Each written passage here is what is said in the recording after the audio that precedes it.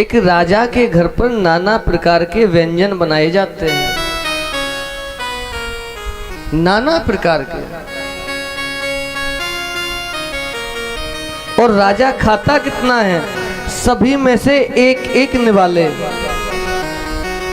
और वो व्यंजन जितने भी बनाए जाते हैं सेठ जी देसी घी में बनाए जाते हैं। अब जो झूठन शेष बचती है उसका क्या किया जाता है कि प्राचीन काल में भी हमारी माताएं बहन भोजन जब बनाती हैं तो 1 2 4 रोटी एक्स्ट्रा बन ही जाती है और आज भी बन जाती है। यदि झूठन है तो कुत्ते के लिए डाल दी जाती है कचरा घर में,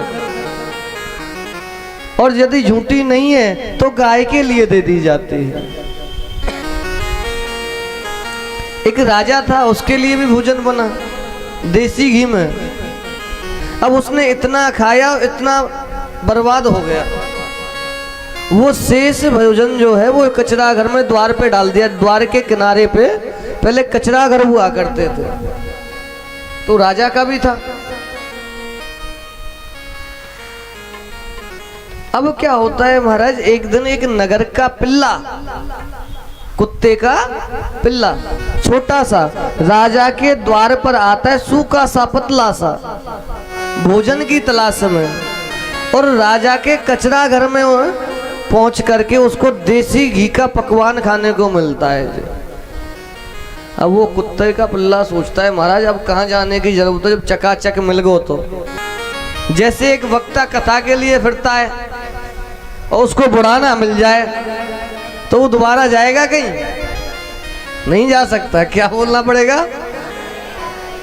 अब या तुम हमें बुलाओ या हम तुम्हारे पास आ जाएं, कथा तो होगी।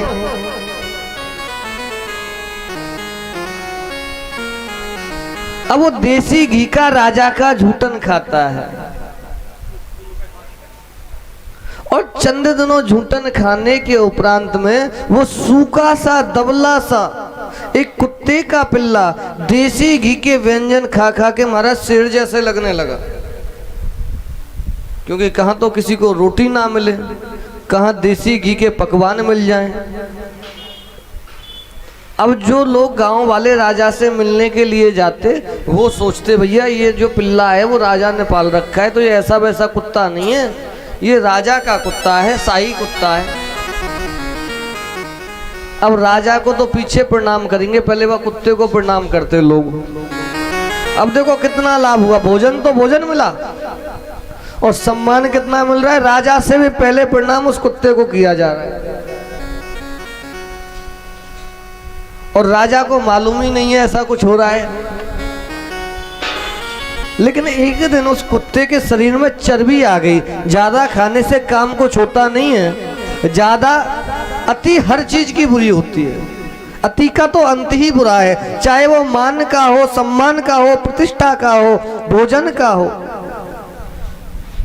बल का हो, ज्ञान का हो और उम्र का भी हो। अति का तो अंत बुरा ही होता है। अब उसके शरीर में चर्बी आई तो एक दिन वहां से निकल करके नगर के भ्रमण में निकल गया। अब राजा की देसी घी की झूठन खा खा के उसकी काया तो अन्य कुत्तों से भिन्न हो गई महाराज, शेर जैसा लगने लगा। तो एक दिन नगर के कुत्तों ने उसको नगर में घेर लिया कि आज आया है कोई बाहर का है। परिचय तो भूल गए कि ये हमारा ही था, चंद दिन हमसे दूर क्या चला गया, उसकी काया कलप बलत गई। तो भैया ये कहीं बाहर से आया है, आज इसको जिंदा नहीं छोड़ेंगे, ये हमारे इलाके में आया है। भौंकने लगे तो नगर वालों ने हल्ला मचा दिया, गांव के कुत्तों ने राजा के कुत्ते को घेर लिया। क्या हल्ला मचाया? नगर के कुत्तों ने राजा के कुत्ते को घेर लिया। राजा को जब पता चला तो अपने मंत्री को बुलाया, क्यों रे मंत्री तूने किसी कुत्ते को पाला है? मंत्री हाथ जोड़ के बोला महाराज मैं तो खुद ही तुम्हारा कुत्ता हूं, किसको पालूंगा? कि ये शोरगुल कैसा, ये हंगामा कैसा, जाके पता करो। मंत्री ने जांच लगाई, राजा के पास गया, मुस्कुराने लगा, अरे महाराज क्या बताऊं, एक नगर का पिल्ला आपके द्वार पर आ गया, आपकी जूठन खाता है, देसी घी खा खा कर मोटा हो गया है, तो नगर के कुत्ते उसको पहचान नहीं रहे, लेकिन है वो नगर का ही। आप चिंता ना करो, कुछ ही क्षणों में नगर के कुत्ते उस कुत्ते की हत्या कर देंगे, वध कर देंगे, मार डालेंगे। और हंसता है वो राजा, कहता है तू हंसता है, अरे मूर्ख, चाहे मैंने उसको पाला हो या ना पाला हो,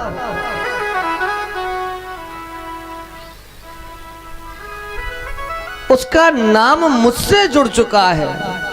यदि वो मर गया तो मैं किस किस को सफाई देता फिरूंगा कि वो मेरा नहीं था, मेरा नहीं था। ऐसे ही हम भी तो एक के कुत्ते ही है ना। हम किसका जूठन खाते हैं बताओ? राधा रानी का खाते हैं, नहीं खाते? किसके द्वारे पे पड़े रहते हैं? उसी के द्वारे पे।